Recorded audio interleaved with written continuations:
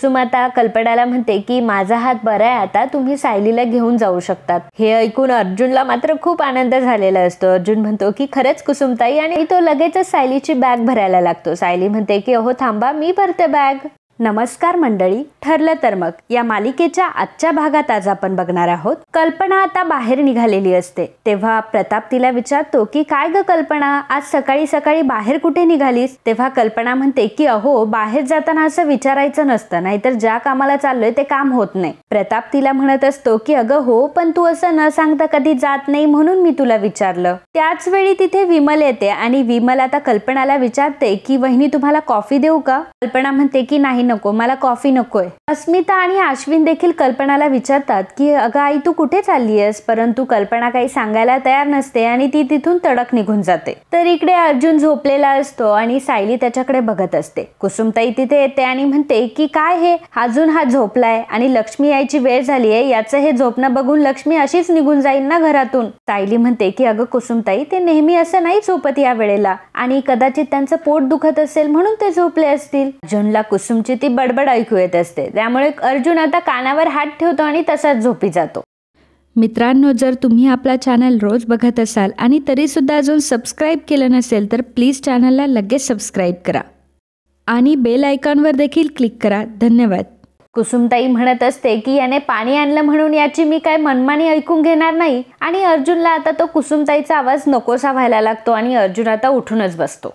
अर्जुन म्हणतो की ही कुसुमताई मला काय आता झोपू देणार नाही। मिसेस सायली, तुम्ही एक काम करा, माझ्यासाठी 1 कप कॉफी बनवा। कुसुमताई म्हणते की कसली कॉफी रे, आणि दिवे लागण्याच्या वेळी आमच्या इथे असं कोणी झोपत नाही, आणि ती म्हणत असते की असं झोपायला काय तू इथला घर जावई होणार आहेस का? तेव्हा अर्जुन म्हणतो की घर जावई व्हायला काही प्रॉब्लेम नाही, आता मी झोपू इथे? कुसुम म्हणते की अजिबात नाही हा, आता मी तुला सायलीला कॉफी बनवायला सांगतेय, परंतु पुढे अजिबात तुझी मनमानी चालून घेणार नाही। सायली म्हणते की मी कॉफी बनवून आणते, तुम्ही बसा भांडत, आणि मग दोघंही भांडत बसतात। दोघांचीही वादावाद सुरू असते, पण फनी असते। तर इकडे प्रिया आता मंदिराकडे आलेली असते आणि त्या जोगतीनीला ती म्हणते की तू खरंच खूप छान ऍक्टिंग केली, आता मात्र कल्पना मामी काय सायलीला इथे ठेवत नाही। जोगती म्हणते की हो, यानंतर सुद्धा तुम्ही जे काही काम सांगाल ते काम करायला मी तयार आहे। प्रिया म्हणते की हो चालेल, परंतु आता इथून पुढे तू मंदिराच्या आसपास सुद्धा कुठे फिरकायचंच नाही। तर प्रियाला नागराजचा कॉल येत असतो, परंतु ती नागराजचा कॉल इग्नोर करत असते आणि प्रिया तिथून चाललेली असते। नेमकी कल्पना तिथे येते आणि कल्पना प्रियाला बघते। प्रिया आता खूप घाबरलेली असते।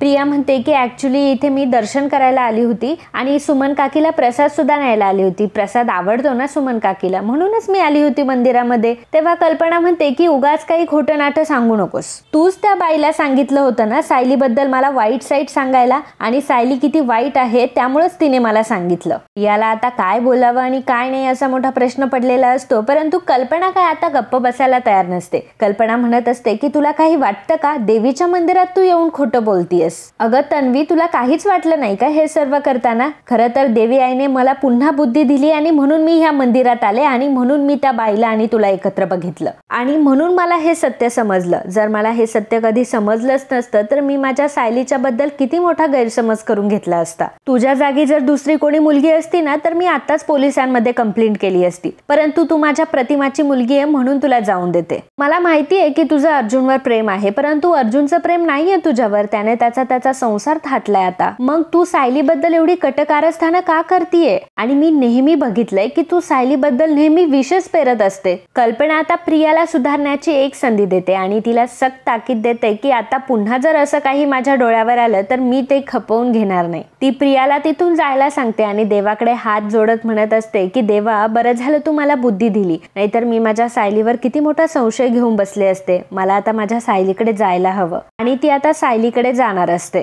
तर आता सायली आणि अर्जुन इकडे बाहेर आलेले असतात। अर्जुनचं ऑलरेडी पोट खराब असतं आणि सायली त्याला टॉयलेटकडे घेऊन जात असते। तर अर्जुन म्हणत असतो की टॉयलेट कधी घरापासून एवढं लांब असतं का? सायली म्हणते की हो सर, आलं आहे टॉयलेट। अर्जुन जेव्हा टॉयलेट समोर जातो तेव्हा तो बघून थक्क होतो की टॉयलेट समोर खूप मोठी लाईन लागलेली असते, आणि ती लाईन बघून अर्जुन म्हणतो की मिसेस सायली हे काय आहे? तर सायली म्हणते की सर अहो इथे असंच असतं, आणि जर तुम्ही मध्ये जाण्याचा प्रयत्न केला ना तर मग मात्र तलवारी निघतील हा। अर्जुन म्हणतो की मिसेस सायली हे सगळं काय आहे, आणि आता माझ्या पोटात पिना टोचताय, आता मी काय करू ह्याचं? त्यातच एक माणूस बघतो आणि म्हणतो की जावई बापू तुम्हाला जायचंय का? आणि मग सर्व माणसं थांबून घेतात आणि अर्जुनला जाण्याची संधी देतात। तर इकडे नागराज हा हा प्रियाचीच वाट बघत असतो. प्रिया कधी येईल असा त्याला प्रश्न पडलेला असतो आणि नेमकं त्याच वेळी प्रिया तिथे येते. प्रियाचा चेहरा उदास असतो. तेव्हा नागराज म्हणतो की प्रिया अगं तू बस इथे, तुला काय करू सांग, तुला कॉफी बनवू का, किती साखर टाकू, तुला हवी तशी कॉफी बनवतो मी. प्रिया विचार करत असते की ह्या नागाला आज झाले तरी काय, एवढं काय प्रेम उतू चाललंय याचं माझ्यावर. ती नागराजला विचारते की काय झालंय तुम्हाला एवढं खुश व्हायला. तेव्हा नागराज म्हणतो की अगं ज्या गोष्टीची मी एवढी वाट बघत होतो ती गोष्ट आज खरी होणार आहे. जे स्वप्न मी बघितलं होतं ते लवकरच खरं होतंय. प्रिया म्हणते की काय झालंय असं. तेव्हा नागराज म्हणतो की तू आधी दीर्घ श्वास घे. नागराज तिला म्हणतो की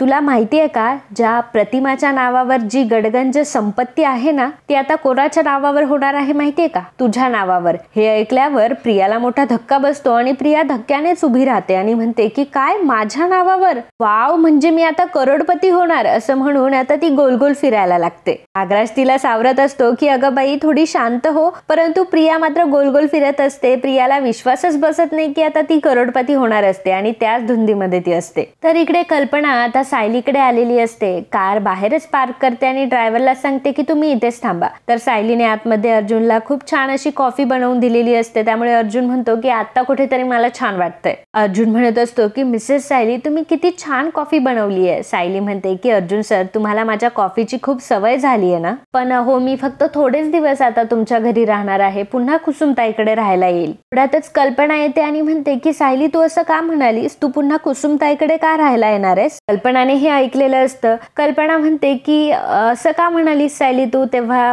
अर्जुन म्हणत असतो, अर्जुन म्हणतो की मम्मा अगं तिला असं म्हणायचंय की मी जर पुन्हा तिच्याशी भांडलो तर ती पुन्हा इकडे राहायला येईल. तेव्हा कुठे कल्पनाच्या जीवात जीव येतो आणि मग कल्पना अर्जुनला म्हणते की असं कधी होणारच नाही, कारण जर तू परत माझ्या लेकीशी भांडला तर मी तुला घराबाहेर काढेल. अर्जुन म्हणतो की चालेल, मग मी कुसुमताईकडे राहायला येईल. तेव्हा कुसुमताई डोळे वाटारून अर्जुनकडे बघत असते आणि मग कुसुमला घाबरून अर्जुन म्हणतो की नाही नाही मी कुसुमताईकडे नाही येणार, मी एक काम करेल की मी सायलीशी भांडणारच नाही आता. कल्पना म्हणते की खरं तर मी सायली आणि कुसुमताई मी तुम्हालाच भेटायला आले होते, खरंच तुम्हाला प्रत्यक्षात बघून खूप चांगलं वाटलं. कुसुम आता कल्पनाला म्हणते की माझा हात बरा आहे आता, तुम्ही सायलीला घेऊन जाऊ शकतात. हे ऐकून अर्जुनला मात्र खूप आनंद झालेला असतो. अर्जुन म्हणतो की खरंच कुसुमताई, आणि तो लगेचच सायलीची बॅग भरायला लागतो. सायली म्हणते की अहो थांबा मी भरते बॅग. मग अर्जुन आता सायलीला बॅग भरण्यामध्ये मदत करत असतो. कल्पना त्या दोघांकडेही खूप कौतुकाने बघत असते आणि विचार करत असते की मी उगाचच माझ्या सायलीवर संशय घेतला, परंतु या दोघांना एकमेकांशिवाय अजिबात करमत नाही. आता इथून पुढे मी माझ्या सायलीवर कधीच संशय घेणार नाही. आणि मित्रांनो आजचा हा भाग इथेच संपतोय. पुढील भागात आपल्याला बघायला मिळणार आहे अर्जुन चैतन्यला म्हणतो की मैपत शिकरेबद्दल माझ्या हाती खूप मोठा पुरावा लागलाय, त्यामुळे चैतन्य आता घाबरलेला असतो. तर आता दुसऱ्या दिवशी अर्जुन डबा न घेताच ऑफिसला चाललेला असतो. तर अर्जुन काही ऐकायला तयार नसतो आणि तो तसाच चाललेला असतो. तेव्हा सायली म्हणते की अहो